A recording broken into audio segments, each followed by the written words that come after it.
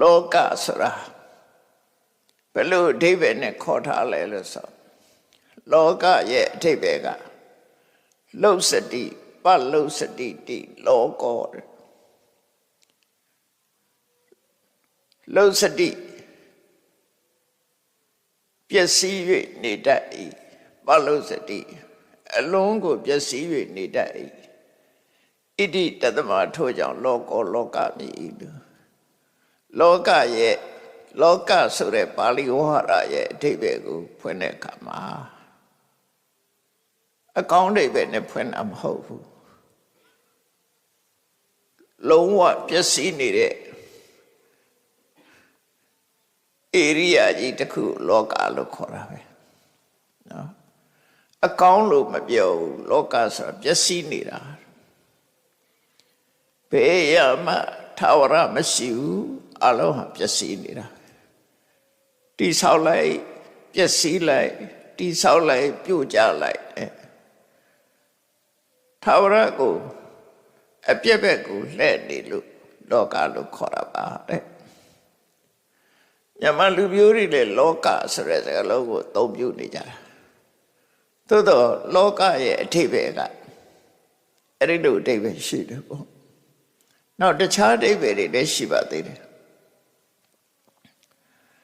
လောကကိုသုံးမျိုးခွဲလိုက်တဲ့အခါကျတော့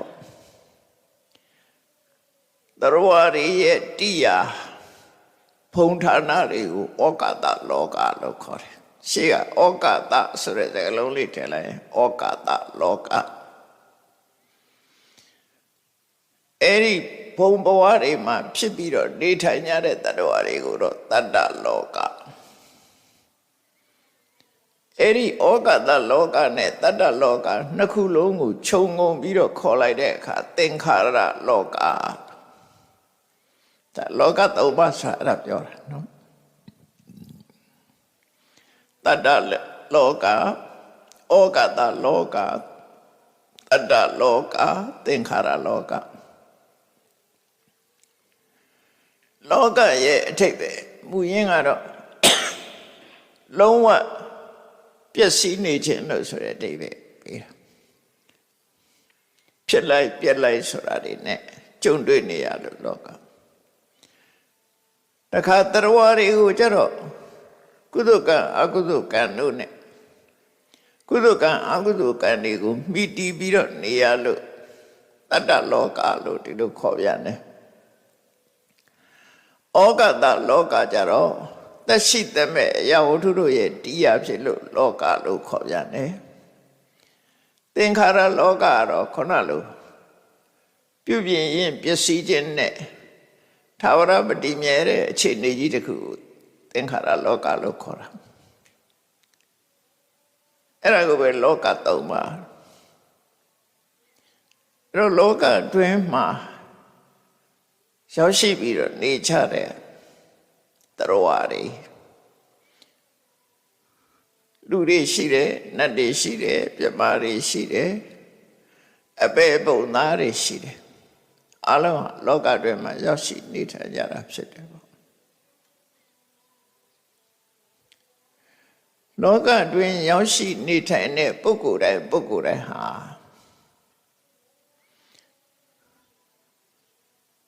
ဆင်းရဲဒုက္ခတွေနဲ့ကြုံတွေ့နေကြတယ်နောက်ဆုံးမှာဘဝမှာအဆင်ပြေလို့ချမ်းသာတယ်ဆိုတဲ့ဘုံဘဝတွေမှာတောင်မှပဲသိဆုံးရခြင်းဆိုတဲ့နောက်ဆုံးအခြေအနေတစ်ခုကတော့အလုံးရင်ဆိုင်ရတာပြမာတွေလည်းရင်ဆိုင်ရမှာပဲနတ်တွေလည်းရင်ဆိုင်ရမှာပဲလူတွေလည်းရင်ဆိုင်ရမှာပဲလောကသားထဲမှာဩကာသလောကကြီးထဲမှာသက်ရှိသရဝတွေဟာတဏှာထဲမှာတည်တည်ငြိမ်ငြိမ်ထာဝရနေရတဲ့ဆိုတာမရှိဘူးဒီနေ့ကျတော့ထွက်ခွာရမှာပဲအလုံးဟာကောင်းတဲ့နေရာကဖြစ်စေမကောင်းတဲ့နေရာကဖြစ်စေအလုံးဟာဒီနေ့လောကကြီးကထွက်ရမှာပဲဖြစ်တယ် ထွက်တယ်ဆိုတာရွှေ့ပြောင်းနေထိုင်ခြင်းပဲဖြစ်တယ်ဒီလောကတည်းကထွက်သွားတာမဟုတ်သေးဘူးအဲ့တော့လောကဆိုတာပြိုကျပျက်စီးပြီးတော့ထာဝရတည်ငြိမ်တဲ့အရာမဟုတ်ထာဝရပြုပြင်ပေးနေရလို့ပျက်စီးနေတဲ့အရာကြီးလို့ဆိုတာကိုဒီနေ့နှစ်သက်ဦးနိုင်ငံတကာနှစ်သက်ကူနှစ်ဦးကာလမှာမိမိတို့ရဲ့အသိဉာဏ်ထဲမှာဒါတစ်ခုမှတ်သားထားဖို့လိုတယ်ပေါ့လောကကြီးဟာထာဝရနေရတဲ့နေရာမဟုတ်ဘူးလောကထဲမှာရှိသမျှအရာတွေဟာလည်းပဲထာဝရဆိုတာတစ်ခုမှမရှိဘူးတခဏအတွင်းမှာပျက်စီးသွားမယ့်အရာတွေသာဖြစ်တယ်ဆိုတာအဲ့ဒီလိုသိတဲ့အသိဉာဏ်ဟာဝိပဿနာဉာဏ်ပဲပေါ်တာလေဘုရားဗဒဝင်တို့ဖို့အကောင်းဆုံးကုသိုလ်လုပ်ချင်လို့ရှင်တော့အဲ့ဒီအသိဉာဏ်ရအောင်လုပ်ဖို့ပဲလုပ်တယ်ကုသိုလ်ဆိုတာအသိပညာကိုလည်းကုသိုလ်လို့ခေါ်တာပဲအဲ့ဒီအသိပညာဆိုတဲ့ဝိပဿနာကုသိုလ်ဟာကုသိုလ်ထဲမှာတော့အကောင်းဆုံးကုသိုလ်လို့သူတို့ဆိုတယ်အဲ့တော့လောကထဲမှာ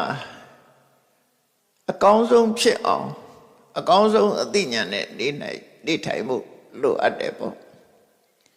သို့တော့တော်ဝါတိုင်းဟာအဲ့ဒီအသိဉာဏ်မျိုးရှိလားဆိုမရှိဘူး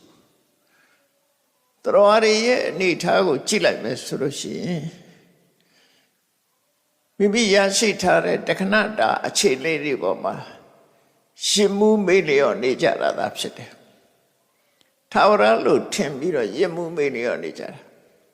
ကိုရရှိထားတဲ့အခြေအနေတစ်ခုကထာဝရလို့အောင်းမေ့နေကြတာအဲ့လိုနဲ့ပဲမအိုရောမဲ့ပုံမသေးရောမဲ့ပုံပျော်ရွှင်ပြီးတော့ကြုံရမယ့်ဒုက္ခတွေကိုမေ့ထားပြီးတော့ရှေမောပျော်ရွှင်ပြီးတော့လူတွေဟာနေတာအဲ့ဒါကိုရစ်မှုချင်းမေ့လျော့ခြင်းလို့ခေါ်တယ်တရားတွေဟာရစ်မှုမေ့လျော့ပြီးတော့နေကြတာအကြည့်ပဲအကုန်လုံးအယက်သေးစာမူရစေဝသုံးဆွဲပြီးတော့အဖြစ်မှန်ကိုမသိလို့ပျော်ပါနေကြတဲ့အမှုသမားအတောက်သမားတွေရဲ့ပျော်ရွှင်မှုမျိုးပဲလောကလူသားတွေဟာအသိဉာဏ်ကဲမဲ့စွာနေထိုင်ကြတယ်ဆိုတာကိုရှင်မှုခြင်းမေ့လျော့ခြင်းလို့သူတို့ပြောတာအဲ့ဒါလို့ရင်မှုမေ့လျော့နေပြီးတော့ဘဝတစ်ခုဟာဒုက္ခနဲ့ကြုံတွေ့ပြီးတော့ဆုံးသက်သွားပြန်ဘယ်ဘဝပဲဖြစ်ဖြစ်ထာဝရတည်ငြိမ်ရတဲ့ဘဝမရှိဘူး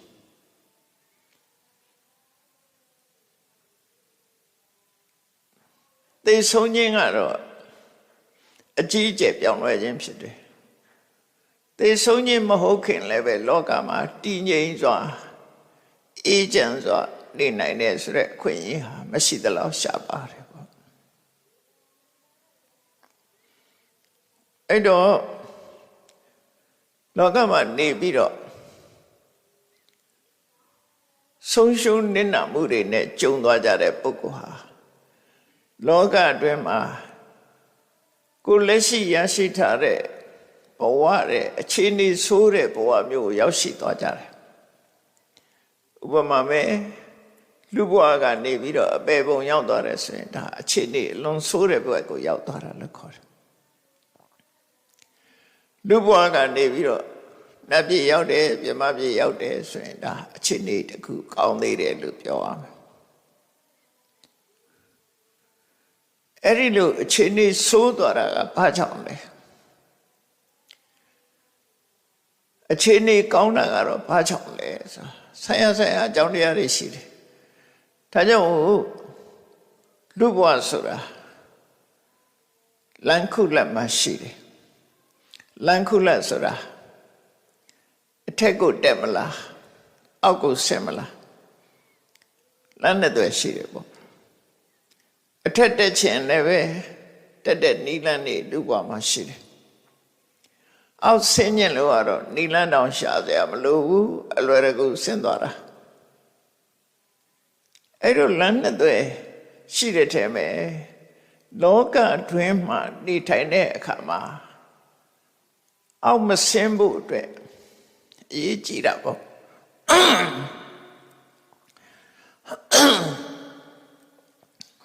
ပင်ကိုကမှာ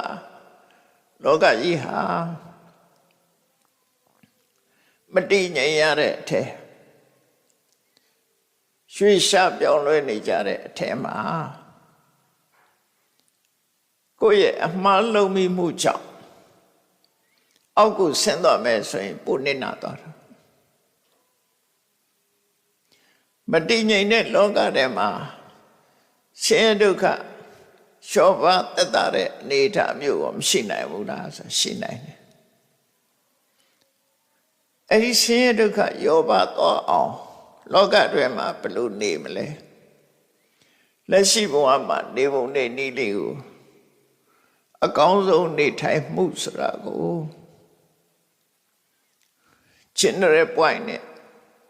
မြတ်စွာဘုရားဟောထားတာလေးရှိတယ်ကိုယ့်ဘဝမှာ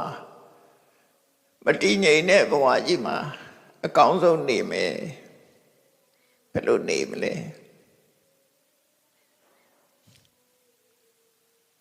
နံပါတ်1ကလူဘဝဆိုတာလှုပ်ရှားရုန်းကန်ပြီးတော့အလုံးလုံးပြီးတော့ဘဝမှာယက်တည်ကြရတာဖြစ်တယ်အသိပညာတတ်ပညာတွေကိုအမိပြုပြီးတော့အသက်ရှင်ကြရတာဖြစ်တယ်ဒါကြောင့်မို့နံပါတ်1ကကိုလောက်ကင်တဲ့အတတ်ပညာနဲ့ပတ်သက်ပြီးလိမ္မာကျွမ်းကျင်အောင်ကြိုးစားခြင်းနဲ့လိမ္မာကျွမ်းကျင်မှုအသိဉာဏ်ရှိခြင်းလိမ္မာကျွမ်းကျင်တဲ့အသိဉာဏ်ရှိခြင်းနဲ့ထို့အသိဉာဏ်အတိုင်းကြိုးစားအထောက်ခြင်းဒါဘဝယက်တည်ဖို့အတွက်အရေးကြီးတဲ့အချက်တစ်ခုဘဝယက်တည်နိုင်လောက်အောင်လူတိုင်းကိုလူတိုင်းအသိပညာရှိရမယ်ကြိုးစားအထောက်မှုရှိရမယ်အဲ့ဒါမှဘဝမှာယက်တည်နိုင်မယ်ဘဝကိုယက်တည်ဖို့ရအတွက်အသိပညာနဲ့ကြိုးပမ်းအထောက်မှုဒါလောကမှာနေလို့ရှိရင်အသိပညာရှိရမယ်ကြိုးပမ်းအထောက်ရမယ်ဒါနံပါတ်1အချက်နံပါတ်2အချက်ကတော့ကိုကြိုးစားအထောက်လို့ရရှိလာတဲ့ဥစ္စာတဏအခွင့်အရေးတွေကိုအလုံးနဲ့မျှဝေခံစားရမယ်လောကမှာကိုချိုးရှာသမားဆိုတာကဲရှုပ်ချရတဲ့ပုဂ္ဂိုလ်ဖြစ်တယ်ပေါ့အဲကြောင့်ကိုချိုးစာကိုချိုးကိုသာကြည့်တတ်တဲ့ကိုအကျိုးတစ်ခုတည်းကိုသာကြည့်တတ်တဲ့ကိုချိုးရှာတဲ့စိတ်ဓာတ်ကိုဖယ်ရှားပြီးတော့ကိုရှာပွေလို့ရထားတဲ့အသိပညာအတတ်ပညာကိုကြိုးစားအထုတ်လို့ရထားတဲ့ဥစ္စာတဏအများနဲ့ခွဲဝေသုံးစွဲနိုင်ရမယ်ဒါတခုဒါဆိုလိုတာကလောကထဲမှာဖြစ်လာရင်လောကကိုအကျိုးပြုရမယ်လို့ပြောတာနော်လောကထဲမှာနေပြီးတော့လောကကိုဘာတွေအကျိုးပြုသွားသလဲအဲ့လိုအကျိုးပြုသွားတဲ့ပုဂ္ဂိုလ်တွေကိုလောကကမှတ်တမ်းတင်ပြီးတော့ဂုဏ်ပြုနေကြတာပဲလေဒါကြောင့်မို့လောကထဲမှာလောကကြီးကိုအကျိုးပြုသွားတဲ့ပုဂ္ဂိုလ်တွေရှိသလိုအကျိုးမပြုတဲ့ပုဂ္ဂိုလ်တွေလည်းရှိတယ်ဖြည့်ဆည်းသွားတဲ့ပုဂ္ဂိုလ်တွေလည်းရှိတယ်အဲ့ဒီမဲ့လောကအတွင်းမှာအကောင်းဆုံးနေခြင်းလို့ရှိရင်နေတယ်ဆိုတာလောကအတွင်းမှာနေထိုင်တာဟာလောကကိုအကျိုးပြုတဲ့ပုဂ္ဂိုလ်ဖြစ်ဖို့လိုတယ်ဒါကဒုတိယအချက်တတိယအချက်ကပါတော့ဆိုအဟတောအထလာပြီသူလို့ဆိုပြီးကိုကြိုးစားအထုတ်လို့ကိုယ့်ရဲ့အသိပညာကိုယ့်ရဲ့ကြိုးစားအထုတ်မှုကြောင့်အောင်မြင်ကြီးပွားလာလို့ရှိရင်လူတွေဟာပဝေမြင့်ပြီးတော့အောက်ချိတ်လွတ်သွားတယ်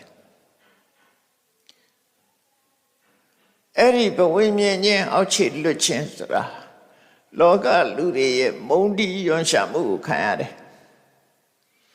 ဒါကြောင့်မို့အောင်မြင်ကြီးပွားလာတဲ့အခါမှာဘဝင်မြင်ခြင်းအောက်ခြေလွတ်ခြင်းမရှိဘူးတည်ငြိမ်တိမတ်စွာနေဖို့ဒါဟာအရေးကြီးတဲ့တတိယအချက်ပဲဖြစ်တယ်စတုဒ္ဓအချက်ကတော့ဘာလို့ဆိုလူလောကဆိုတာထာဝရတာယာနေတာမဟုတ်ဘူးအဆိုးနဲ့တွေ့တဲ့အခါရှိတယ်အောင်မြင်တဲ့အခါရှိတယ်လို့ကြာဆုံးတဲ့အခါရှိတယ်ဘဝမှာလည်းနုပြုတ်လန်းဆန်းတဲ့အချိန်ရှိတယ်လို့အိုမင်းရင်ရောသွားတဲ့အချိန်ရှိတယ်ဥစ္စာရဏကြွယ်ဝချမ်းသာတဲ့အချိန်ရှိတယ်လို့ဆင်းရဲမွဲတေသွားတဲ့အချိန်ကလည်းရှိတယ်စိတ်ချမ်းသာကိုယ်ချမ်းသာနဲ့ကြုံရတာရှိတယ်လို့စိတ်ဆင်းရဲစရာတွေပြဿနာတွေနဲ့ကြုံတဲ့အချိန်ပိုင်းဆိုတာလည်းရှိတယ်အလုံးကဝိုင်းပြီးတော့ချီးကျူးကြတယ်မြောက်စားကြတယ်ဆိုတဲ့အခါရှိတယ်လို့ပဲအလုံးရဲ့တတွေးခွက်မှာပက်လက်မျောပြီးကဲ့ရဲ့ခံရတဲ့အချိန်တွေမျိုးလည်းရှိတယ်လောကထဲမှာနေတဲ့ပုဂ္ဂိုလ်တိုင်းဟာလောကရဲ့သဘာဝလို့ဆိုတဲ့အကောင်အဆိုးလောကဓာတ်မျိုးနဲ့ကြုံတွေ့လာရမှာဖြစ်တယ်အဲ့ဒီလိုကြုံတွေ့တဲ့အခါမှာစိတ်ဓာတ်တုန်လှုပ်ခြောက်ခြားမှုမရှိအောင်ကိုယ်စိတ်ကိုတည်ငြိမ်တိမတ်စွာထားနိုင်ခြင်းဟာလည်းပဲစတုထအနေနဲ့လောကအတွင်းနေတဲ့အခါမှာရှိတဲ့ရှိလိုက်တဲ့အရေးချင်းတစ်ခုဖြစ်တယ်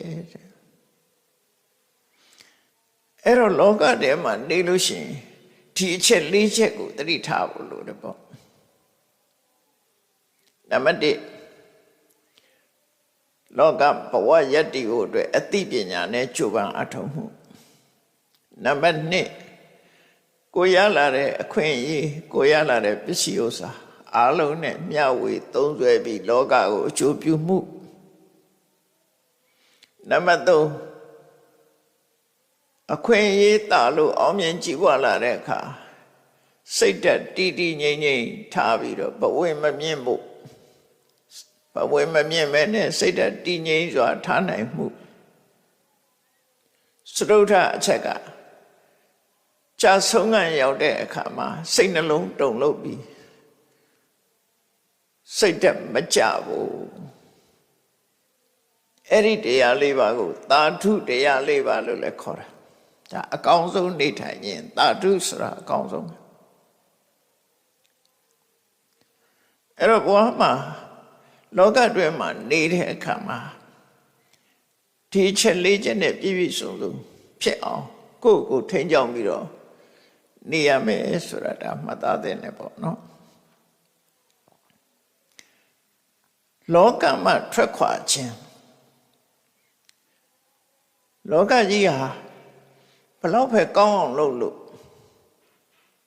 ဒီနေ့ကျတော့လောကကြီးကအဆုံးသတ်မကောင်းဇလန်နေမှာတော့အလွန်အဆွေးနဲ့ဒီကုန်းချုပ်တဲ့ဇလန်ရှိတယ်လို့ပျော်ရွှင်မှုနဲ့ဒီကုန်းချုပ်တဲ့ဇလန်လည်းရှိတယ်နော်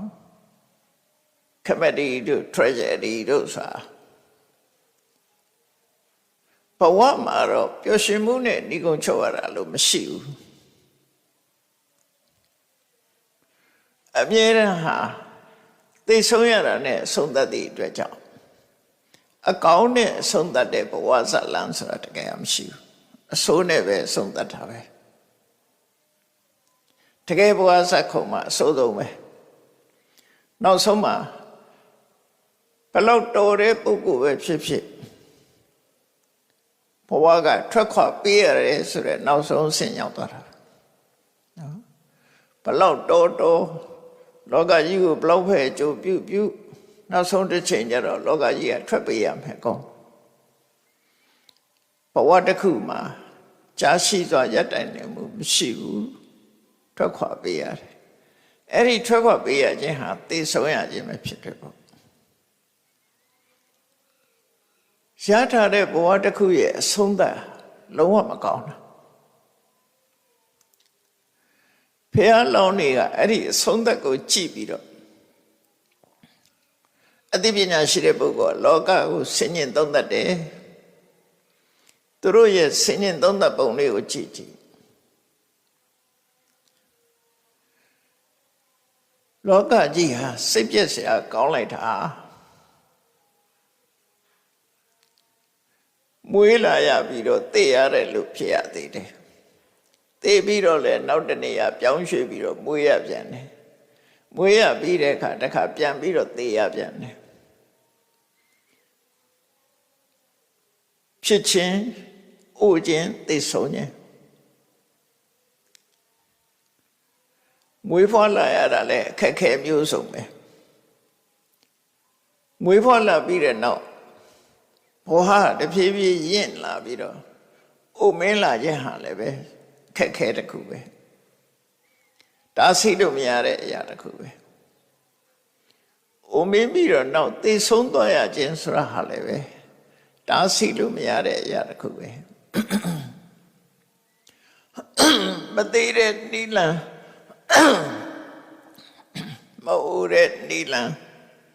ခဏတည်းအောင်ရှာကြလို့မရသေးဘူးကြိုးစားနေကြတော့မယ်ဘဝမှာထာဝရနေဖို့ဆိုပြီးတော့လောကအတင်းထာဝရနေဖို့ဆိုလူတွေဟာတတ်နိုင်သမျှကြိုးစားနေကြစေပညာဘက်ကလည်းပဲစေပညာနဲ့ကြိုးစားနေတာပဲကာထာမန္တရားဝိဇ္ဇာတပညာတွေကလည်းပဲကြိုးစားနေတာနော်မသိဘူးကြိုးစားကြတာပဲအလုံးသို့တော့ခဏထီအောင်မြင်တယ်ဆိုတာမရှိဘူးလောကမှာအသိဉာဏ်ရှိဆုံးပုဂ္ဂိုလ်လို့ခေါ်တဲ့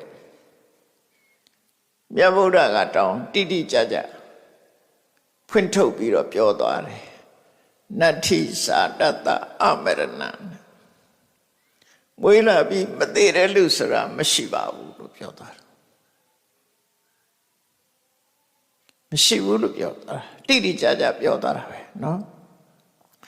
နတ္ထိသာတတ္တအမရဏံ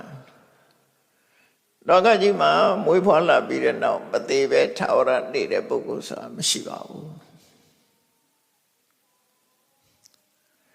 ဒါကိုပဲအရှိလုပ်ဖို့ကြိုးစားနေကြတာခဏထိအောင်မြင်တယ်လို့မကြဘူးသေးဘူးเนาะပုံမြင်နေတာရှိနေတော့မယ်အဲ့ပုံမြင်နေမှရှိနေတာလူတွေရဲ့ချိုးပန်းချက်နဲ့မျှော်မှန်းချက်တွေကိုဖော်ပြနေတာသာဖြစ်တယ်ပေါ့အောင်မြင်မှုကိုဖော်ပြတာမဟုတ်ဘူးလူတွေဖြစ်ချင်တဲ့ဆန္ဒ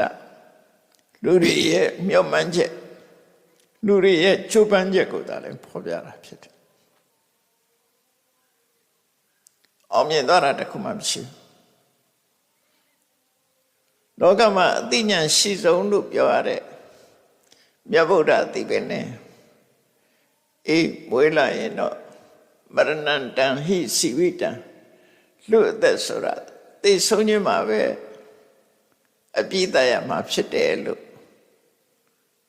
တိတိကျကျတိတိကျကျထုတ်ဖော်ဟောကြားပြီးတော့မိမိကိုယ်တိုင်လည်းပဲသိဆုံးခြင်းကိုခံယူသွားတာပဲဖြစ်တယ်ပေါ့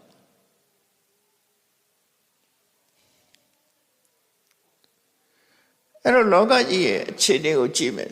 ဖះလောင်းနေတွေးတယ်လို့ပဲလောကကြီးကစိတ်ပြည့်ဖို့ကောင်းလိုက်တာမွေးလာပြီးတော့တဖြည်းဖြည်းအိုရတယ်အိုပြီးသိဆုံးရတယ်ဖဲရမှမတည်မြဲဘူးနောက်တစ်ခါတနေရာရွှေ့ရပြန်တယ်အဲ့ဒီနေရာမှာလည်းပဲတည်တိုင်းပဲဒါစိတ်ပြည့်စရာကောင်းတဲ့ဖြစ်စဉ်ကြီးတစ်ခုပဲလို့စဉ်းစားတယ်အဲ့ဒါဖះလောင်းတို့ရဲ့ဝိပဿနာတရားပဲနော်ပါဠိဘာသာနဲ့ဟောတာကိုမြန်မာလို့ပြန်ပြတာနော်ပါဠိလို့ဟောတာကိစ္ဆံဝတ္တယံလောကောအပ္ပနောလောကကြီးဟာစိတ်ပြည့်ဖို့ကောင်းလိုက်တာသာယတိစေဝစီယတိစာပရတိစာဖြစ်လာပြီးတဲ့နောက်မှာအိုရတယ်သိရတယ် စဝတိစာဥပပစ္စတိစာသေပြီးတဲ့နောက်မှာပြန်မွေးရတယ်စိတ်ပြည့်ဖို့ကောင်းလိုက်တာထာဝရနေလို့မရဘူး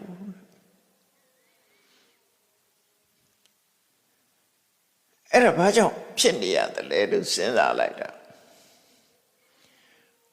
ဩရသေရဟာဘာကြောင့်ဖြစ်တာတော့လို့အကြောင်းရှာလိုက်တဲ့အခါသာတိပစ္စယသရမရဏငါတို့ဩရသေရဟာမွေးလာလို့သာဖြစ်ရတာဒါအဖြစ်ထုတ်တာဖះလုံးနေကအဲ့လိုစဉ်းစားတာအဲ့ဒါကိုပဲပရိစ္ဆေသောဥပခေါ်တာနောက်ကြောင်းပြန်လိုက်တော့နော်အကြောင်းရှာတယ်ဘာကြောင့်အိုးလဲဘာကြောင့်သေရလဲအကယ်၍လောကကြီးမှာငါမဖြစ်ခဲ့ဘူးဆိုရင်အိုးစရာမရှိဘူးသေစရာလည်းမရှိဘူးငါဖြစ်လာလို့သာလဲအိုးခြင်းသေခြင်းနဲ့ကြုံရတာဖြစ်တယ်ဒါဖြင့်ဇာတိဆိုတဲ့အဖြစ်တရားဟာဘာကြောင့်ဖြစ်လဲဘဝပစ္စယဇာတိတယ်ကိုလုခဲ့တဲ့ဘဝကိုဖြစ်ပေါ်စေနိုင်တဲ့ကံတရားတွေကြောင့်ပဲဘဝကိုတိဆောက်တဲ့ကံတရားတွေကြောင့်ဘဝဆိုတာဖြစ်ပေါ်လာတာဖြစ်တယ်ဆိုဒါဖြင့်ဘဝကိုဖြစ်ပေါ်လာတဲ့ကံတရားတွေဟာသူ့ဟာသူဖြစ်တာလားလဲဆိုမဟုတ်ဘူးဥပါဒနာပစ္စယဘောဘဝကြီးပေါ်မှာထင်မြင်လွဲမှားမှုနဲ့ဆွဲလန်းမှုဒီနှစ်ခုကြောင့်ဖြစ်တာအထင်မြင်လွဲတယ်ဆိုတာအမှန်မသိတာ illusion ဖြစ်နေတာအမှန်မသိလို့ရှင် illusion ဖြစ်နေတာအဲ့ဒါကိုဥပါဒံလို့ခေါ်တာဥပါဒံဆိုတာထိတဏနဲ့ဒိဋ္ဌိကိုခေါ်တာပဲတောင်းမို့ဘဝကြီးကိုအမှန်တိုင်းမမြင်ခြင်းဟုတ်တယ်လေကိုမြင်တာအမှန်တိုင်းမြင်တာမှမဟုတ်တာတလွဲမြင်နေဘယ်လိုတလွဲမြင်နေတော့ဆိုလူတွေဟာနာမည်တွေအသီးသီးမှဲ့ပြီးတော့လေးပဲတွေတတ်ထားတယ်တကယ်ရှိကိုတွေ့ကြည့်ရင်ယုံနဲ့နာမည်ရှိတာသူယုတ်ကိုယုတ်သူနံကိုနံရှုပ်တရားနံတရားနှစ်ခုနဲ့ပဲတိဆောက်ထားတာဖြစ်တယ်သို့တော့လေးပဲတွေမြို့မြို့တတ်တယ်အယောင်မျိုးမျိုးဆိုးတယ်အဝတ်စားမျိုးမျိုးလုပ်တယ်အကြီးချင်းမျိုးမျိုးနဲ့ပေါင်းစားလိုက်တဲ့အခါ तू ကတော်တယ်ငါညံ့တယ် तू ကဘာရတုငါဘာရတုနဲ့ဆိုပြီးတော့အစင်တန်းတွေကွဲပြားခြားနာပြီးတော့လာကြတယ်အဲ့ဒါအမှန်လားလို့ခေါ်တော့ဘယ်ဟုတ်လဲ illusion ပဲလွယ်မှားဆိုတာထင်မြင်နေခြင်းသာဖြစ်တယ်အမှန်တရားအစစ်မှာသူဆိုတာလည်းမရှိဘူးငါဆိုတာလည်းမရှိဘူးသူဟာဆိုတာလည်းမရှိဘူးငါဟာဆိုတာလည်းမရှိဘူးအလုံးဟာယုံနဲ့သဘာဝတရားတသက်များတာဖြစ်တယ်တို့ဒီလိုမမြင်မချင်းခွဲခြားဆက်ဆံမှုတွေတွေ့တာမှုတွေဆွလန်းမှုတွေရှိနေဥမှာပဲအဲ့ဒါဥပါဒနာပစ္စယဘောခွဲခြားဆက်ဆံမှုကိုအကြောင်းပြုပြီးတော့လူတွေဟာကောင်းတဲ့အလုပ်တွေလုပ်တယ်မကောင်းတဲ့အလုပ်တွေလုပ်ကြတယ်ဥပါဒနာပစ္စယဘောကံတရားတွေဖြစ်ပေါ်လာတာအဲ့ဒါကြောင့်ပဲဟုတ်တယ်ခွဲခြားဆက်ဆံမှုတွေကြောင့်ဖြစ်နေတွေ့တာမှုတွေကြောင့်ခွဲခြားဆက်ဆံမှုတွေဖြစ်တယ်တော့ဥပါဒနာဆိုတာတခြားမဟုတ်ဘူးတဏှာနဲ့ဒိဋ္ဌိဒိဋ္ဌိဆိုတာတရားမဟုတ်တာကိုတရားလို့ထင်တာငါမဟုတ်တာကိုငါအရာဝတ္ထုတစ်ခုကိုငါဟာလို့စိတ်ကထင်တာငါနဲ့ငါဟာသူနဲ့သူဟာခွဲခြားလာကြတာတကယ်ရတော့ယုံနဲ့နာနှစ်ခုပဲရှိတယ်အစစ်မှန်မာနဲ့တူတော့ဆိုသင်္ကုတ်တို့ကြီးကိုတရေလို့ထင်တာနဲ့သွားတူတယ်ချိုးခွေကိုမွေလို့ထင်တာနဲ့သွားတူတယ်ချိုးခွေကိုချိုးခွေလို့သာသိမှဆိုရင်ကြောက်စိတ်ပေါ်မှာမဟုတ်ဘူးသင်္ကုတ်တို့ကိုသင်္ကုတ်တို့လို့ပဲသိတယ်တရေမဟုတ်ဘူးဆိုရင်ကြောက်မှာမဟုတ်ဘူးထို့တူပဲရှုံးနံကိုယုံနံလို့သာသိမယ်ဆိုရင်တွေ့တာချင်းမုန်တီးခြင်းဖြစ်မှာမဟုတ်ဘူးအဲ့တော့ယုံနံကိုသူငါထင်ပြီးတဲ့နောက်မှာသူကငါ့ကိုဘယ်တော့မှစော်ကားခဲ့တယ်သူကငါဘယ်တော့မှအကျိုးပြုတယ်ဆိုနော်တွေ့တာချင်းမုန်တီးခြင်းနဲ့တက်လာခဲ့တာ အဲ့ဒီအထွန်းလောင်မှုကစလာတာလို့ဆိုလို့အဲ့တော့ဘဝမှာအကောင်းအဆိုးဆိုတဲ့ဘဝကိုရစေနိုင်တဲ့ကံတရားတွေလှုပ်လာတာဟာအဲ့ဒီအထင်လွဲမှမှုဆွလန်းမှုဥပါဒဏ်ကြောင့်ဖြစ်တယ်ဒါဖြင့်ဒီဥပါဒဏ်ကတော့ဘာကြောင့်ဖြစ်ရတာတော့လို့ဆိုတဏှာပစ္စယဥပါဒဏ်လူကျင်မှုကစားတာပဲမှာတော့လူတွေရဲ့လူကျင်တဲ့ဆန္ဒကစားလူကျင်တဲ့တဏှာကစားလာတာဒါဖြင့်လူကျင်မှုကဘာကြောင့်စားတာတော့ဆိုရင်ဝေဒနာပစ္စယတဏှာစိတ်ခံစားမှုကြောင့်ဖြစ်တာစိတ်ထဲမှာခံစားမှုတွေမြုပ်မြုပ်လာတယ်ကိုကြိုက်တာမကြိုက်တာသက်သာတာမသက်သာတာအဲ့ဒီဒုက္ခဒုက္ခဆိုတဲ့အတွေ့အကြုံခံစားမှုဝေဒနာကြောင့်လူတွေရဲ့တဏ္ဍာမှာတွေ့တာချင်းမုန်းတီးခြင်းဆိုတာလာတာလို့ဆိုတာဒါဖြင့်စိတ်ခံစားမှုကတော့သူ့ဘာသူဖြစ်လာတာလားဆိုဘယ်ဟုတ်မလဲဖတ်တာပစ္စယဝေဒနာအာယုန်နဲ့စိတ်နဲ့ဆုံတွေ့သွားလို့ဖြစ်တာဒါအကယ်၍အာယုန်နဲ့စိတ်နဲ့ဆုံတွေ့မှုမရှိဘူးဆိုရင်စိတ်ခံစားမှုမပေါ်ဘူး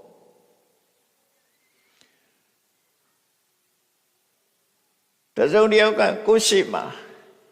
စီဘူးသီးတို့ဖန်ကားသီးတို့တမယာသီးတို့လိုအချင်းကိုစားနေရင်သေကြတာဖြစ်မှာမဟုတ်ဘူးမမြင်ရင်သေကြတာမဖြစ်ဘူးကိုယ်ရှိမှာအချင်းစားပြမယ်ဆိုရင်သေကြလာတာဒါသေကြတယ်ဖတ်တာဆိုတာအဲ့ဒီသဘောကိုပြောတာကြောက်စရာအာယုံတွေ့ရင်ထူးတုံတယ်အဲ့ဒါဖတ်တာရဲ့ထိခိုက်မှုလို့ပြောတာညမစကားမှာလံပြပစင်နာတယ်ခြေကန်းကခြေပါတယ်ခြေကန်းဆိုတဲ့ငှက်ကလံကိုမြားတို့ကြောက်တယ်သူကချွန်တက်တွေကိုသူစူးမှဆိုတဲ့ကြောက်တယ်အဲ့ဒီသူကြောက်တဲ့လံပြားလေးကိုပစင်လေးကနားနေတဲ့အခါသူကအလိုလိုခြေပါတယ်ဆိုတာပြောကြတာအဲ့ဒါလည်းဖတ်တာရဲ့သဘောကိုဖော်ပြတာပဲအဲ့တော့ဖတ်တာပစ္စယဝေဒနာစိတ်ခံစားမှုပေါ်လာတယ်ဒါဖြင့်စိတ်ခံစားမှုပေါ်လာတာဘာကြောင့်ပေါ်လာတာတော့ဆိုသလယရဏပစ္စယဖတ်တော့လူတွေရဲ့မျက်စိနာနာလျှာကာယမနလို့ခေါ်တဲ့အတွင်းအစ္ဆဒဩဂန်တွေနဲ့ပြမက်ကအာယုန်တွေနဲ့ဆုံစည်းလိုက်တဲ့အခါမှာဒီဖတ်တာပေါ်လာတာမဆုံစည်းရင်မဖြစ်ဘူး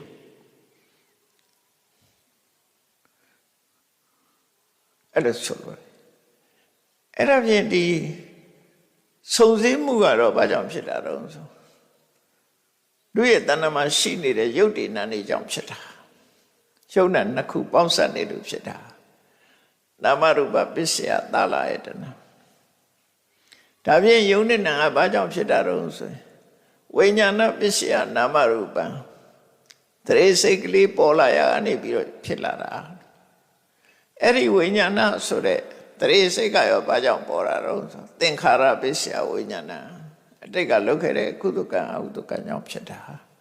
အဲ့ကုသကံအကုသကံကဘာကြောင့်ဖြစ်တာတော့လို့ဆိုတဲ့အခါကျတော့အဝိဇ္ဇပစ္စယသင်္ခါရလှုပ်တဲ့နာကိုလှုပ်တဲ့နာနဲ့မလှုပ်တဲ့နာမတိခြင်းကစလာတယ်ဟုတ်တယ်တော့ကလှုပ်တဲ့နာနဲ့မလှုပ်တဲ့နာမတိလို့ရှိရင်မလှုပ်တဲ့နာကိုလှုပ်တဲ့နာလို့ထင်တယ်လှုပ်တဲ့နာကျတော့မလှုပ်တဲ့မှုလို့ထင်တယ်ထင်တော့မလှုပ်တဲ့နာကိုလှုပ်တဲ့နာထင်ပြီးလှုပ်လိုက်တယ်ပြဿနာတစ်ခုဖြစ်သွားတယ်လှုပ်တဲ့နာကိုမလှုပ်ဖဲနေလိုက်တယ်ဒါလည်းပြဿနာဖြစ်သွားတယ်အဲ့ဒါသင်္ခါအဝိဇ္ဇပစ္စယသင်္ခါရလို့ဘုရားလုံးကြီးကအဲ့လိုအကြောင်းရှာပြီးတော့စဉ်းစားတာဒါဖြင့်လောကကြီးကထွက်ဖို့ကြတော့လှုပ်တဲ့နာနဲ့မလှုပ်တဲ့နာသိခြင်းကနေပြီးတော့သိတယ်ဆိုတာမသိဘူးဆိုတဲ့အဝိဇ္ဇမောဟကိုလုံးဝဖယ်ရှားပြလိုက်ဖယ်ရှားပြလိုက်တဲ့အခါလှုပ်တဲ့နာမလှုပ်တဲ့နာမသိတဲ့ပုဂ္ဂိုလ်တယောက်ဟာလှုပ်တဲ့နာမလှုပ်တဲ့နာ ကံကိုဖြစ်စေတဲ့အဓိကအကြောင်းတရားတွေကိုဖယ်လိုက်တဲ့အခါမှာကုသိုလ်ကံအကုသိုလ်ကံဆိုမဖြစ်တော့မဖြစ်ရင်ဘဝဆိုတာမဖြစ်တော့ဘဝမဖြစ်ရင်ယုံနာမရှိတော့ယုံနာမရှိတော့ရင်ဒီဩဂန်နေယစိနာနာလေယကာယမနဆိုတာမဖြစ်တော့အဲ့ဒါမဖြစ်ရင်ဖတ်တာဆိုတာမဖြစ်ဘူးဖတ်တာမဖြစ်ရင်ဝေဒနာစိတ်ခံစားချက်မဖြစ်ဘူးစိတ်ခံစားချက်မဖြစ်ရင်လိုချင်မှုတဏှာမဖြစ်ဘူးလိုချင်မှုတဏှာမဖြစ်လို့ရှိရင်ဆွဲလန်းမှုမဖြစ်ဘူးဥပါဒံဆွဲလန်းမှုဥပါဒံမဖြစ်ဘူးဆိုရင်ကံတရားတွေမဖြစ်တော့ကံတရားတွေမဖြစ်လို့ရှိရင်ဇာတိဆိုတဲ့မွေးဖွားမှုမလာတော့ဇာတိဆိုတဲ့မွေးဖွားမှုမလာလို့ရှိရင်အိုးခြင်းသိခြင်းဆိုတာမလာတော့ဘူးလို့ဆိုတာဒါကဖះအလုံးတွေရဲ့ဝိပဿနာကျင့်စဉ်မှာအသိဉာဏ်နဲ့ဆင်ញင်သုံးသပ်ချက်ပဲအဲ့လိုအသိဉာဏ်နဲ့ဆင်ញင်သုံးသပ်ပြီးတော့လောကကြီးကထွက်ခွာဖို့လောကကြီးထဲမှာနေလို့ရှိရင်ဘယ်နည်းနဲ့မှလောကကြီးထဲမှာအကောင်းဆိုတာမရှိဘူးပြဿနာတွေကြုံတွေ့နေမှာဖြစ်တယ်ဒါကြောင့်မို့နောက်ဆုံးမှာလောကကြီးကထွက်ခွာရတာလည်းအကောင်းဆုံးဖြစ်တယ်ဆိုတာကိုရှာတွေ့ပြီးတော့လောကထွက်ခွာဖို့ကြိုးစားကြတာပဲဖြစ်တယ်ပေါ့အဲ့ဒီမှာကျင့်စဉ်လေးတစ်ခုလောကကြီးကထွက်ခွာခြင်းရင်ဘာလုပ်ရမလဲနံပါတ်1ဘယ်ခေတ်ဘယ်ခါကပဲဖြစ်ဖြစ်အခုပြောတဲ့ပြဿနာမျိုးစုံတဲ့လောကအန္တရာယ်မျိုးစုံနေတဲ့လောကဒီလောကကြီးကထွက်ခွာခြင်းရင်ထွက်ဖို့လမ်းပေါက်ကတော့ရှိကိုရှိရ exit ဆိုနော်ဒါတခုရှိကိုရှိရ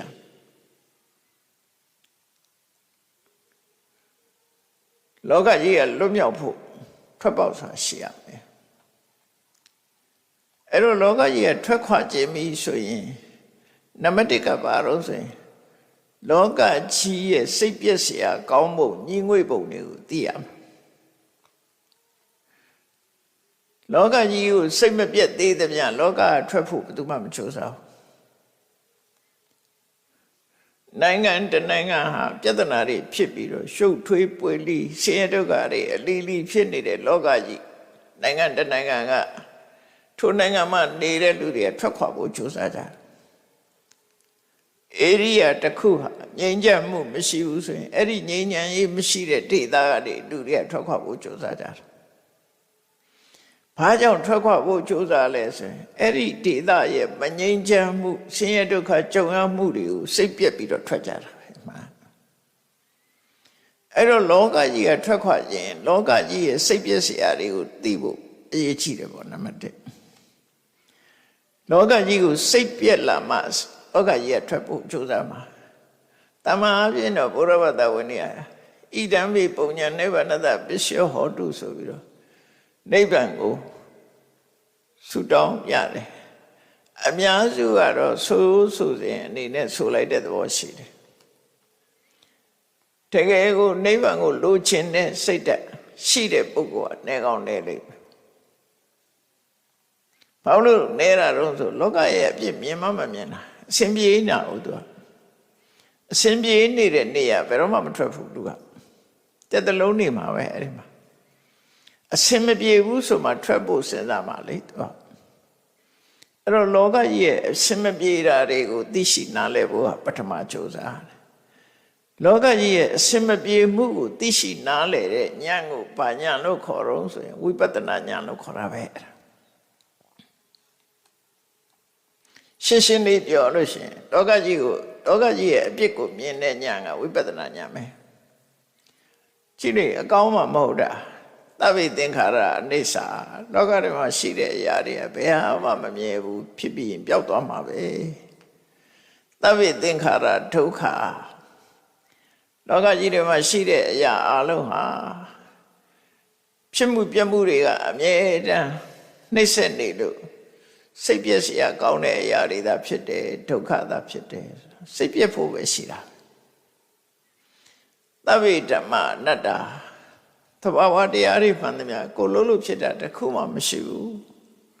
သူ့သဘာဝအတိုင်းသူဖြစ်နေတာသာဖြစ်တယ်ငါနဲ့သက်ဆိုင်မှုမရှိဘူးလို့အဝတ္တဝတ္တနာ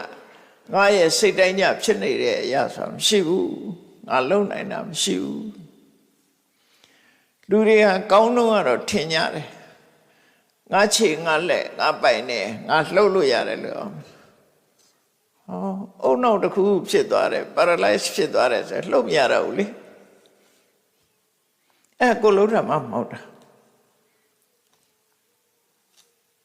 လေဖြတ်သွားတယ်ဆိုရင်ဘယ်လိုလှုပ်လို့ရတော့အဲ့တော့ငကိုယ်တော့လှုပ်လို့ရတာကိုလှုပ်ချင်လို့ရတာလားဆိုမဟုတ်လေမဖြတ်လို့ဓာတ်လေးပါးကသူကသူစွမ်းဆောင်နေတာကိုငါလှုပ်တယ်လို့ထင်နေတာနော်ခုခေတ်မှာပိုးပြီးတော့သိတာသေးတယ်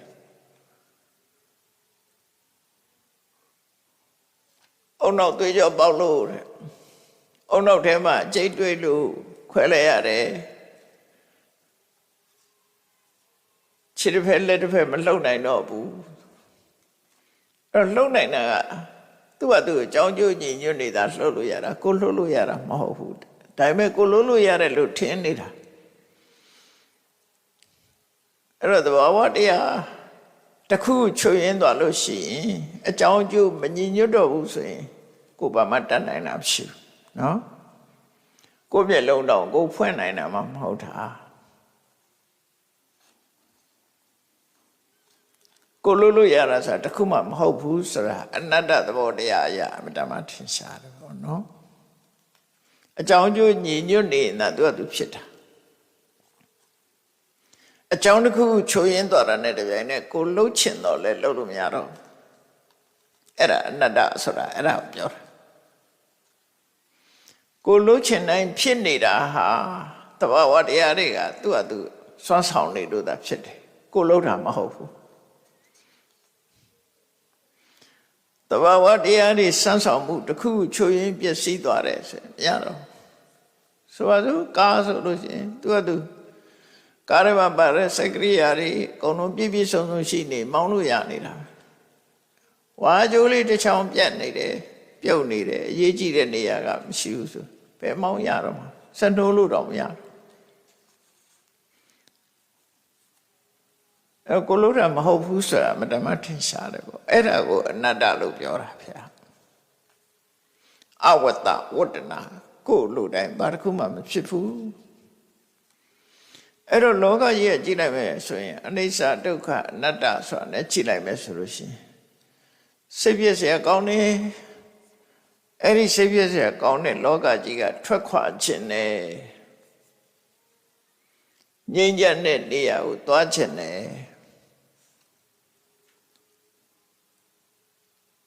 ဒီလောကရဲ့အပြည့်အနာစာတွေမရှိတော့တဲ့နေရာရောက်ခြင်းနဲ့နိဗ္ဗာန်ဆိုတာအဲ့ဒီပြဿနာတွေကင်းသွားတာကိုခေါ်တာအဲ့ဒါကိုရောက်ခြင်းနဲ့ဆိုရင်ဘယ်လမ်းကြောင်းကထွက်ကြမလဲ the exit way နော် exit ဆိုတာရှိတယ်ဘယ်ပေါက်ကထွက်မလဲဆိုအဲ့ဒါကိုကျင့်စဉ်လေးကိုအကျဉ်းလေးပဲဟောထားတာရှိတယ်အဲ့ကျင့်စဉ်လေးကဘာလို့ဆိုလောကကြီးကထွက်ချင်လို့ရှိရင်နံပါတ်1အပိတ်အဆုတ်အနှောင့်အယှက်တွေကိုအရင်ရှင်းဖို့ကြိုးစားအပိတ်အဆုတ်အနှောင့်အယှက်ဆိုတာကို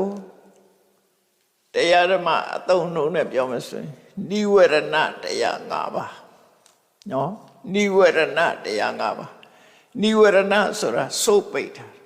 အိတ်စစ်ကိုကွဲထားတဲ့ထွက်ပေါက်ကိုပိတ်ဆို့ထားတဲ့အပိတ်ဆို့တွေကိုရင်ဖောက်ရမယ်အဲ့ဒါတွေကိုရင်ဖယ်ရမယ်လို့ပြောတာအဲ့တော့ဘုရားဘာသာဝင်တွေကြောက်သိပူကြတာတွေများလိမ့်မယ်နိဝရဏဆိုတာပိတ်ဆို့ထားတာအပိတ်အဆို့ကြီးအဲ့တော့ချုံနှုံထားတဲ့နေရာထွက်ချင်ဘယ်နေရာပိတ်ထားတော့အဲ့ပိတ်တဲ့နေရာဖွင့်မှုကြိုးစားရတာပဲ တော့လောကကြီးကထွက်ခွာခြင်းလောကကြီးကိုဘယ်နာပိတ်ထားတာတော့ဆိုတော့အဲ့ဒီအပိတ်ဆိုတာပါလဲဆိုလို့ရှိရင်နိဝရဏတရား၅ပါးပဲနိဝရဏတရား၅ပါးကနံပါတ်1ကလူချင်းစရာအာယုန်နဲ့ပတ်သက်ပြီးတော့လူချင်းနေတဲ့တဏှာဆန္ဒကာမိဆန္ဒကာမဆိုတာလူချင်းစရာအာယုန်တွေကိုဆန္ဒကလူချင်းနေတဲ့လောဘဒီနေရာမှာဟိုရိုးရိုးဆန္ဒကိုပြောတာမဟုတ်ဘူးဆန္ဒကြီးကကြံသမျှပြည့်စည်တယ်ဆိုဆန္ဒကိုပြောတာမဟုတ်ဘူးဒီဆန္ဒကတဏှာကိုပြောတာနော်လူချင်းစရာအာယုန်နဲ့ပတ်သက်ပြီးတော့လူချင်းနေတဲ့တဏှာအဲ့ဒါကတင့်အတွက်အပိတ်ဆို့တစ်ခုဖြစ်နေတယ်အဲ့ဒါဖယ်ရမယ်လူချင်းနာမရရင်သူဆိုတာဘာဖြစ်တယ်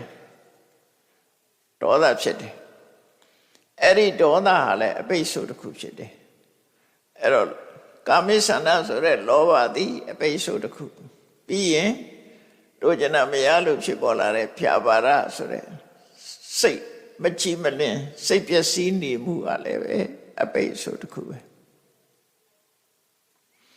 နောက်တစ်ခုကကောင်းတာလုပ်ဖို့စိတ်အားထက်သန်မှုမရှိတဲ့ဌိနမိတ်တာကလည်းအပိတ်ဆို့တစ်ခုပဲစိတ်မတည်ငြိမ်မှုစိတ်သောကရှောင်မှုဆိုတဲ့စိတ်မတည်ငြိမ်မှုစိတ်ထဲမှာမကြေမနက်နောင်တရနေမှုပူပန်နေမှုဆိုတဲ့ဥဒိစ္စကုက္ကုစလည်းအပိတ်ဆို့တစ်ခုပဲဖြစ်မှဖြစ်ပါမလားဒီလမ်းကြောင်းကသွားလို့ရမှရပါမလားလို့ဆိုရယ်စဝေဇဝဖြစ်နေတဲ့တန်တရားဖြစ်မှုကလည်းပဲအပိတ်ဆို့တစ်ခုပဲ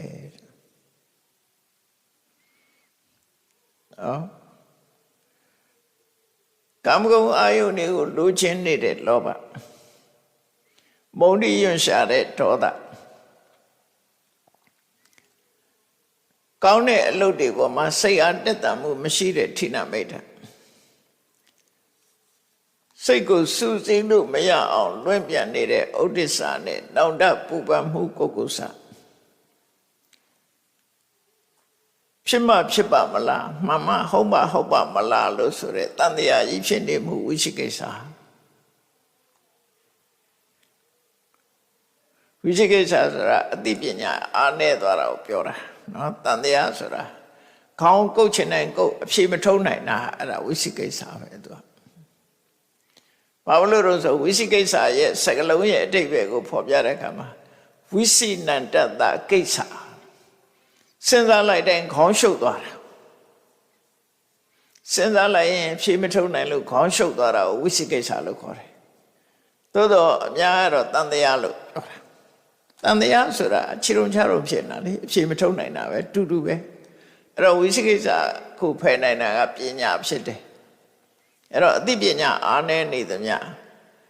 ခေါင်းကုတ်စဉ်းစားလို့အဖြေမထုံးနိုင်တာဝိသိကိစ္စပဲဝိသိနန္တတကိစ္စတေးသေးချာချာအလေးနဲ့စဉ်းစားလေလေအဖြေမထွက်လေလေဖြစ်လာတယ်ပင်ပန်းလာတယ်ဆင်းရဲလာတယ်အဲ့ဒါဝိသိကိစ္စလို့ခေါ်တယ်လူတွေကအတွေးတွေများတာဝိသိကိစ္စများတယ်လို့ပြောနေကြတာအဲ့ဒါလွဲမှားပြီးတော့ပြောတာဝိသိကိစ္စဆိုတာရှုံမတန်တရားသို့မဟုတ်အဖြေထုတ်ဖို့ကြိုးစားတိုင်းစိတ်ပင်ပန်းမှုဖြစ်စေတဲ့တရားအသိဉာဏ်စွမ်းအားရောကြနေမှုပဲဒါတော့တွက်ကြည့်လိုက်တဲ့အခါကျတော့ဒီ၅ခုကိုရင်ဖယ်ရှားဖို့လိုအပ်တယ်အဲ့ဒါဟာလောကကြီးကထွက်ဖို့အတွက်အပိတ်ဆို့တွေဖြစ်နေတယ်အဲ့ဒီအပိတ်ဆို့တွေကိုရှင်းလိုက်ပါဘာနဲ့ရှင်းရမှာတော့သမာဓိနဲ့ရှင်းရမှာအာယုန်တစ်ခုပေါ်မှာခြေဆိုင်ပြီးတော့စိတ်တည်ငြိမ်မှုရအောင်ကြိုးစားအထောက်လိုက်တာသမာဓိတည်ငြိမ်စွာထားနိုင်သွားလို့ရှိရင်တို့ကျင်တာလည်းမလာဘူးမုန်းတိတာလည်းမလာတော့စိတ်တက်ပြောညံ့တာလည်းမဖြစ်တော့ဘူး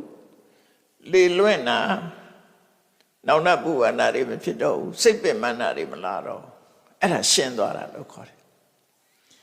အဲ့ဒီနိဝရဏဆိုတဲ့အပိတ်ဆို့တရားကအသိပညာကိုရောပါအားနဲ့သွားစေတတ်တယ်စိတ်ရဲ့အညစ်အကြေးဖြစ်တယ်ဒါကြောင့်သူတို့ကိုအရင်ရှင်းတန်တရားကထွက်ပေါက်ရခြင်းလို့ရှိရင်ဒီနိဝရဏတရား၅ပါးကိုအရင်ရှင်းမှလို့ပြောတာဘာနဲ့ရှင်းရမလဲသမထကျင့်စဉ်တစ်ခုကျင့်ပြီးရှင်းဒါပြင်ထွက်ပေါက်ရပါလားဆိုမရသေးဘူးဆက်လို့အောင်မယ်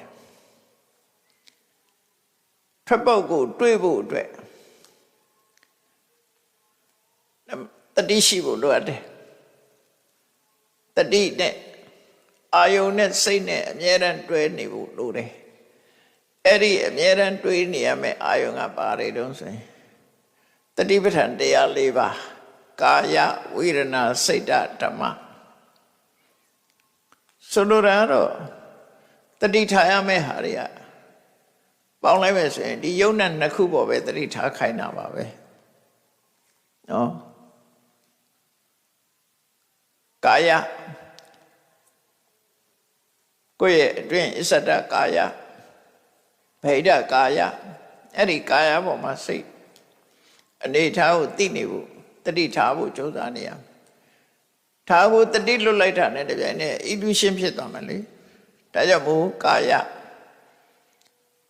ရှုခန္ဓာကိုယ်နဲ့ပတ်သက်ပြီးတော့တတိရှိနေရမယ်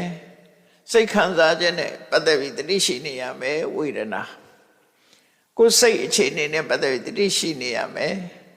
ကြံတဲ့သဘာဝတရားတွေနဲ့ပတ်သက်ပြီးသိရှိနေရမယ်ကာယဝေဒနာစိတ်ဓမ္မအဲ့ဒီတတိပဋ္ဌာန်တတိရဲ့အာယုန်၄ရပ်ပေါ်မှာတတိကိုခိုင်ခိုင်မာမာအခြေစိုက်ထားပါအဲ့ဒီကလွယ်ပြီးကျန်တာတွေကိုအာယုန်မဆိုင်နဲ့အဲ့ဒီ၄ခုတရားတစ်ခုကိုအာယုန်ဆိုင်ပါ၄ခုစလုံးစိုက်ခိုင်တာမဟုတ်ဘူး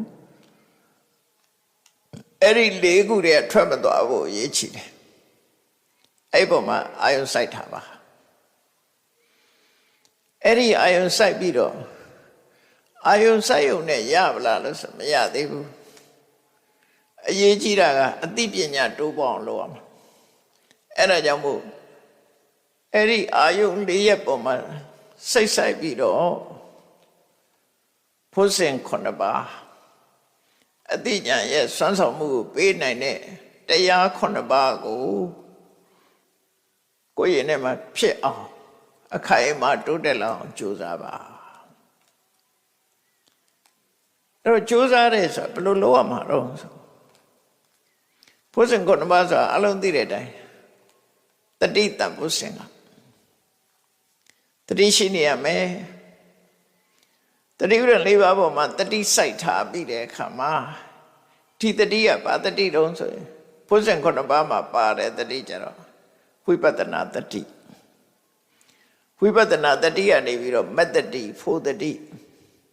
အဲ့ဒီအောင်ရောက်အောင်ကြိုးစားရမယ်လို့ဆိုတော့အဲ့တော့ဝိပဿနာတတိကဘာကိုအာယုံပြုနေတာတော့ဆိုတော့ယုံနဲ့နံကိုအာယုံပြုတာပဲရှုံနဲ့နံကိုအာယုံပြုပြီးတော့မမြဲတဲ့သဘောဆင်းရဲတဲ့သဘောအဲ့ဒါတွေကိုသိနေတဲ့တတိအဲ့ဒီတတိကဘယ်လောက်ထိအောင်လုပ်ရမလဲလို့ဆိုရင်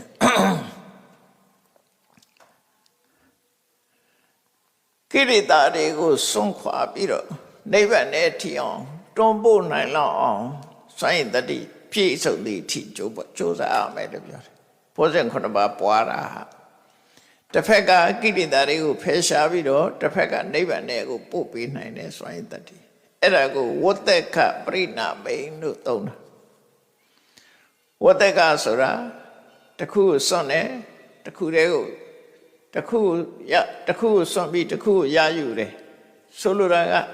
ကိရိတာကိုစွန့်ပြီးတော့နိဗ္ဗာန်ကိုရယူတယ်အဲ့ဒီလိုစွန့်ဆောင်နိုင်လောက်အောင်ရင့်ကျက်သည့်ထိအောင်ပွားပါလို့ပြောတာတမန်တတိလေးနဲ့တော့မရဘူးလို့ပြောတာနောက်တစ်ခါဓမ္မဝိဒိစေယတန်ဖို့စဉ်ဆိုရှုပ်တရားနံတရားတွေနဲ့ပတ်သက်ပြီးတော့အမှန်ကန်ကိုသိတဲ့သိလာအောင်စူးစမ်းဆင်ခြင်တယ်ဒါဝိပဿနာဉာဏ်အစဉ်စဉ်ကိုပြောတာပဲဓမ္မဝိစေယဆိုဝိရိယမယမနိကြိုးစားအထောက်မှုဝိပဿနာနဲ့ပတ်သက်တဲ့ဝိရိယပိဋိ ဒီတရားတွေပေါ်မှာစိတ်နှစ်ချိုက်နေမှုရှိရမယ်စိတ်ပြည့်ငြင်းငွေ့သွားရင်လုံးမမဟုတ်ဘူးအဲ့တော့စိတ်ကဝိပဿနာပေါ်မှာအာယုံစိုက်ပြီးတော့နှစ်ချက်နေတဲ့ပိဋိရှိအောင်ကြိုးစားရမယ်အဲ့ဒီကနေတဆင့်တက်တဲ့အခါကျတော့လှုပ်ရှားတာတွေကိုရှော့ချလိုက်တဲ့အခါပတ္တတိစိတ်နှလုံးကိုယ်ရောစိတ်ရောငြိမ်းချမ်းသွားတယ်တမာတိတည်ငြိမ်သွားတယ်ဥပိ္ပခာတဘာဝတရားတွေပေါ်မှာလစ်လျူရှုသွားနိုင်တယ်ချစ်ချင်းမုန်းခြင်းဆိုတာမရှိတော့ဘဲနဲ့လုံးဝတည်ငြိမ်သွားတဲ့အဆင့်အဲ့တော့ဘုဇင်9ပါးဘုဇင်9ပါးထဲမှာတတိယနေအလုံးကိုထိန်းချုပ်ပေးပြီးတော့လှုပ်ရှားတဲ့ဘုဇင်က3ခုတည်ငြိမ်တဲ့ဘုဇင်က3ခုအလုံးတတိဆိုတဲ့ချိန်ခွင်ညကနေညှိပေးပြီးတော့လှုပ်ရှားမှုများရင်လည်းမရဘူးတည်ငြိမ်မှုများရင်လည်းမရဘူးအဲ့ဒီလှုပ်ရှားမှုနဲ့တည်ငြိမ်မှုဟန်ချက်ညီသွားအောင်ထိပြီးတော့ဘုဇင်9ပါးပွားရမယ်လို့ပြောတာနော်လှုပ်ရှားတဲ့ဘုဇင်ကဘာတော့ဓမ္မဝိဇ္ဇယဝီရိယပိဋိဒါတွေကကြိုးစားအထုတ်နေတော့လှုပ်ရှားနေတာသူအဲ့ဒီလှုပ်ရှားမှုတွေများရင်လည်းချိန်သားမကြိုက်တတ်ဘူးဒါကြောင့်မို့ပတ္တတိတမာတိဥပိ္ပခာဆိုတဲ့တည်ငြိမ်တဲ့ဘုဇင်တွေမျှအောင်လုပ်ပေးရမယ်ပေါင်းစပ်ပေးရမယ်အဲ့တော့တည်ငြိမ်လုံးအာကြည့်သွားလို့ရှိရင်လည်းလူကတစ်ဖက်လဲသွားအလုံးမဖြစ်တော့အဲ့ဒါကြောင့်ဒီနှစ်ခုစလုံးကိုညီမျှအောင်ထိန်းညှိပေးရမယ်အဲ့ဒီနှစ်အုပ်စုပေါ့သုံးမျိုးနှစ်အုပ်စုကိုတည်ငြိမ်အောင်ထိန်းညှိပေးတာဘသူကနေထိန်းညှိပေးတာတော့ဆိုတတိတံဘုဇင်ကထိန်းညှိပေးသွားတယ်အဲ့ဒီလိုဘုဇင်9ပါးပွားလိုက်တာနဲ့တကြိုင်နဲ့လောကကြီးကထွက်ပေါက်ကိုရသွားမယ်လို့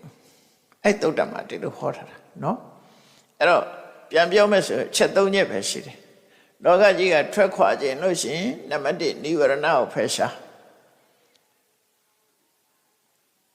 တတိပဋ္ဌာန်အာယုန်၄ပေါ်မှာစိတ်ဆိုင်ထားပြီးတော့ဘုဇင်9ပါးကိုပွားဒီ3ချက်ပဲလောကကြီးကထွက်တဲ့ပုဂ္ဂိုလ်တိုင်းဟာယဟန္တာပဲဖြစ်ဖြစ်ပိစိကဗုဒ္ဓပဲဖြစ်ဖြစ်ဖရာပဲဖြစ်ဖြစ်ဒီလမ်းကြောင်းထွက်တာအာတော့ဟာဒီလမ်းကြောင်းထွက်တာကြီးနောင်ထွက်မဲ့ပုဂ္ဂိုလ်တွေလည်းဒီလမ်းကြောင်းကပဲထွက်မှာပဲအခုထွက်နေတဲ့ပုဂ္ဂိုလ်တွေလည်းဒီလမ်းကြောင်းကပဲထွက်တယ်ဒါဧကရဲ့နော်တခုတည်းသောလမ်းကြောင်းဖြစ်တယ်လို့ဒါကလောကကထွက်ခွာခြင်းအဲ့တော့လောကတွင်မှာနေထိုင်ခြင်းနဲ့လောကမှာထွက်ခွာခြင်းဆိုတာမြတ်စွာဘုရားကတိတိကျကျထေသနာတော်မှာဟောပြောထားတာဖြစ်ပါတယ်ဒါကြောင့်နိုင်ငံတကာနှစ်သိကူနေဥကာလအခါသမယမှာမိမိတို့ရဲ့ဘဝအခြေအနေကိုစဉ်းကျင်သုံးသပ်ပြီးတော့လောကတွင်မှာနေမယ်ဆိုရင်အကောင်းဆုံးဖြစ်အောင်ဘယ်လိုနေမယ်အကောင်းဆုံးဖြစ်အောင်ဘလောက်ပဲကြိုးစားအကောင်းရှာမတွေ့နိုင်တဲ့လောကကြီးကထွက်ခွာခြင်းဘယ်လမ်းကထွက်ခွာရမယ်ဆိုတာသိရှိနားလည်ပြီးတော့ကြိုးစားအားထုတ်နိုင်ကြပါစေကုန်သတည်း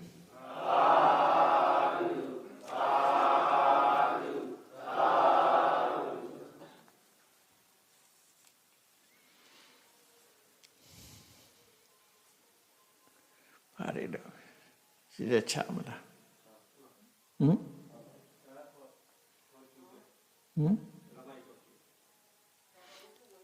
ရှောက်လိုက်တယ်အဲ့ဒီနေ့ရှောက်ပေးလိုက်တယ်ဟိုတဲ့ကိုမဟုတ်လေ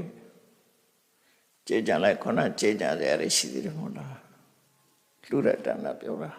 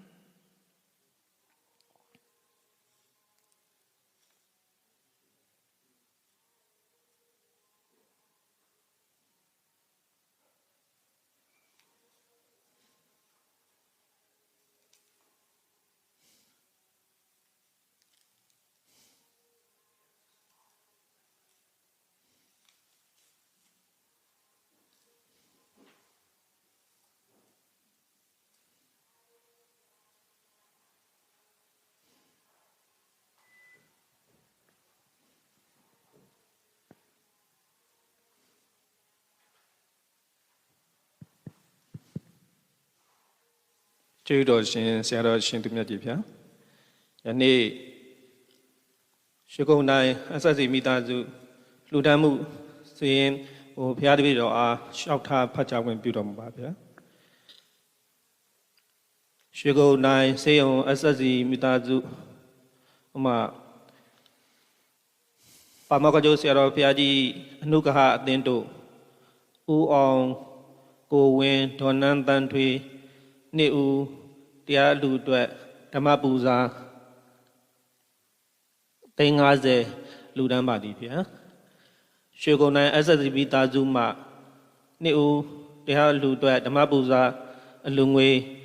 350လူဒန်းပါသည်ဗျာ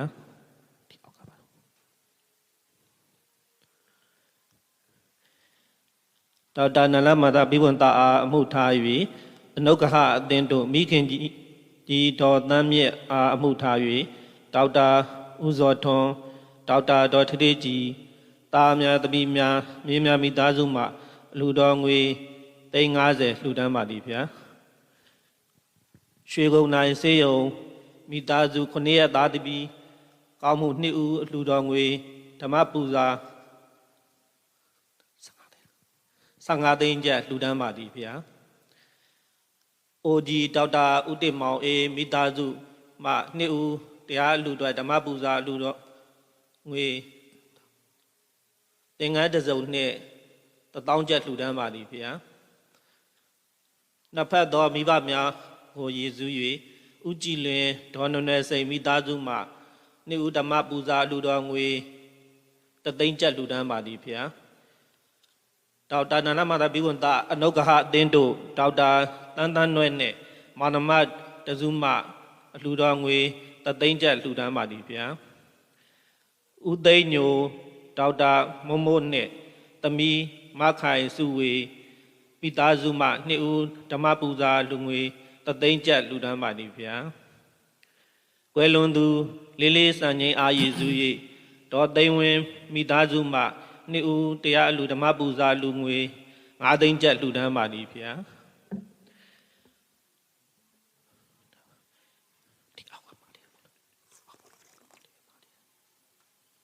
စုစုပေါင်းနောဝကာမအလှူတော်ငွေ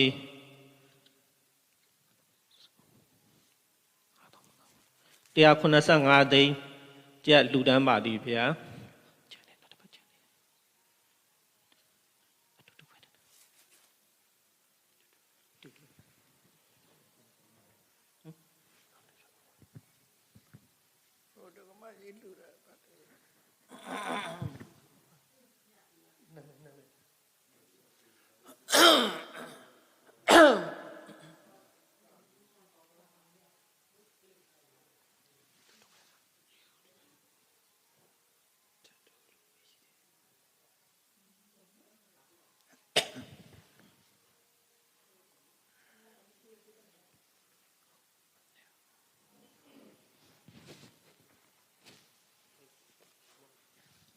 ကိုကြည်ခိုင်မယေမင်းထွေတာမောင်ဇွဲရံပိုင်မောင်ဇွဲထက်နိုင်မိသားစုမှကျေးတော်ရှင်ပါမကကျိုးဆရာတော်ဘုရားကြီးအတွက်နဝကာမလူငွေ3သိန်းကျပ်လှူဒန်းပါသည်ဗျာဒေါက်တာနန္ဒမာတာဘိဝန္တအနုဂဟအသင်းတို့ဦးမျိုးမင်းမြတ်ဒေါ်ကြည်စုလိုင်းသမီးစုမြတ်တန်စင်မိသားစုမှ3000ကျပ်လှူဒန်းပါသည်ဗျာဒေါက်တာလှလှအေးညီမဒေါ်အေးမြတ်ခိုင်2ဦးတရားအလှူအတွက်ဓမ္မပူဇာလူတော်ငွေ3သိန်းကျပ်လှူဒန်းပါသည်ဗျာကွယ်လွန်သူဦးစံတင်အားရည်စူး၍ဒေါ်ခင်မာထွန်းမိသားစုမှ2ဦးတရားအလှူအတွက်ဓမ္မပူဇာလူငွေ3000ကျပ်လှူဒန်းပါသည်ဗျာဦးဇော်နိုင်ဦးဒေါက်တာနီလာစိုးနှင့်သမီးမလမင်းတီရီတို့မိသားစုမှဓမ္မပူဇာလူတော်ငွေ3000ကျပ်လှူဒန်းပါသည်ဗျာ